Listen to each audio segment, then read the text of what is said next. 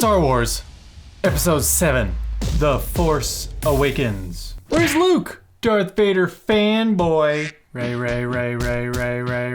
Basketball droid. You can't tell me you just listened to a Star Wars movie, did you?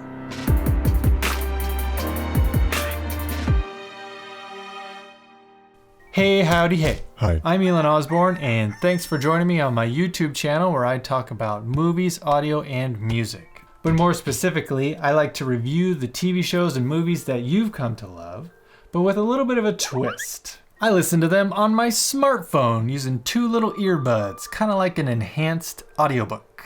What do I mean? Check this out. But in a nutshell, unlock your phone. Go to a streaming platform like Netflix. Choose what you want to watch. Select the audio settings. Tap on audio description. Lock your phone, which temporarily stops the audio. Then press play from your lock screen and voila!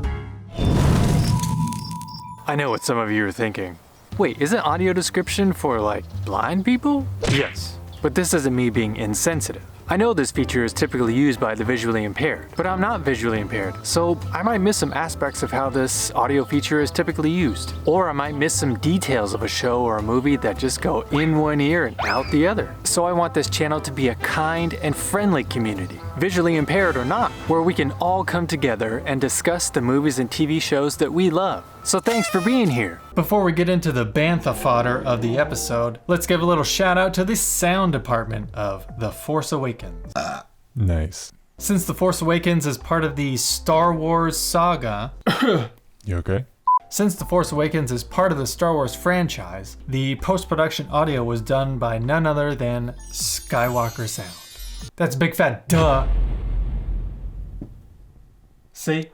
The supervising sound editor was David Accord, who did the Audio for Golden Girls. The supervising sound editor was David Accord, who is also known for doing the sound for The Rise of Skywalker, Secret Life of Pets 1 and 2, Dr. Seuss's The Grinch, Guardians of the Galaxy Volumes 1 and 2, The Mandalorian, which you can check out my review of here. We all know how important Remembering our lines is. We all know how insanely important sound is with anything Star Wars. So thank you, David, for your work. But we can't talk about sound department without talking about the genius Ben Burtt. He's the one behind the iconic sounds that we know today, like the lightsaber sound, Darth Vader breathing, R2-D2 beeps. J.J. Abrams actually brought him back to be the head sound designer for The Force Awakens, which I think was a fantastic move. There's an incredible 42-minute documentary. 42-minute cooking show. There's an incredible 42-minute YouTube video out there where Ben Burtt actually goes over the steps and how he created some of the most iconic sounds in Star Wars, which you can watch here. Star Wars fan or not, it is really fascinating to hear him talk about how he came to create those sounds from scratch. Much love. That's great, bud. But how about we play One skill, a natural to robot, it sounded like this. in the middle. Ren ignites his lightsaber. The officer flinches as Kylo Ren slashes at a console, sending sparks flying. The young man closes his eyes, trembling. Yeah, it wasn't all that robotic, but Bleep, blop, blorp, I'm a robot. yeah, it wasn't all that robotic, but it wasn't like a narrator in an audiobook. This one was just slightly jarring on the offset, just like most audio description is, but your brain gets used to it just like always. And now, The music. if you've been living under a rock for the past 60 years, Yes. you might not know that the music was done by none other than John Williams, who has written countless beloved scores like Jaws, Superman, E.T., Jurassic Park, Harry Potter. The Force Awakens is one of those old and new scores where you've got to appease the fans of the old movies by bringing in themes that have been around since the beginning and also introduce new themes incorporated with the new characters who are introduced as well. Kylo Ren gets his own theme, Rey gets her own theme, and then Luke kind of gets his own new theme for this one when Rey is trying to find him. on the island where he is. So I guess it's the "We Found Luke" theme. Haha. But once again, John Williams delivers another stellar score for another Star Wars film. Now, let's get into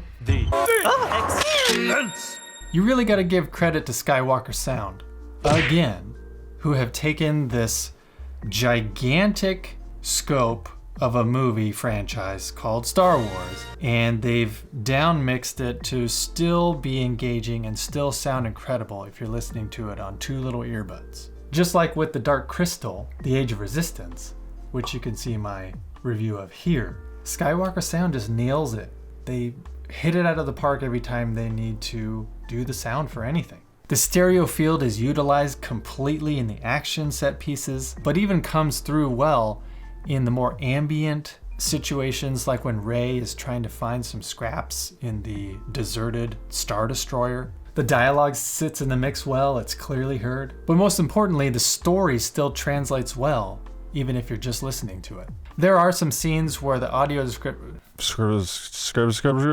There are a couple scenes where things might get a little bit lost in translation because there's so much back and forth and action going on that the audio description can only focus on one thing while another thing is happening. So those are few and far between, but it does happen. Okay. Like there are a couple jokes that don't land well because the audio description can't really describe what is happening to its fullest extent. Yeah, sure. So, whatever. Star Wars can have some situations and scenes that maybe not... All right, let's regroup. Star Wars can have some situations or violence that may not be suitable for really young kids. So if you still want to introduce Star Wars to somebody who's very young, audio description is the way to go. Even my 5-year-old likes listening to some Star Wars, although she still doesn't really like Darth Vader. Even hearing the sound of his voice, she doesn't like. So take that with a grain of salt, but I don't think that's the phrase you wanted to use there. But, oh, that's it? So there you have it. Would I recommend listening to Star Wars The Force Awakens as an audio stream? You betcha. Like I said before, it's great to introduce young kids to it that way. Or if you're such a super fan of Star Wars and you just want to experience it in a new way or on your commute to work, audio streaming is the way to go as well. Don't forget to jump on over to my Patreon if you're needing to waste more time in your life. Don't forget to jump over to Patreon because I do have some highlights that I go over for The Force Awakens. Don't forget to Don't forget to like and subscribe if you haven't done so already. And if you haven't done... And try again. And if you haven't tried out audio streaming your favorite movie or TV show...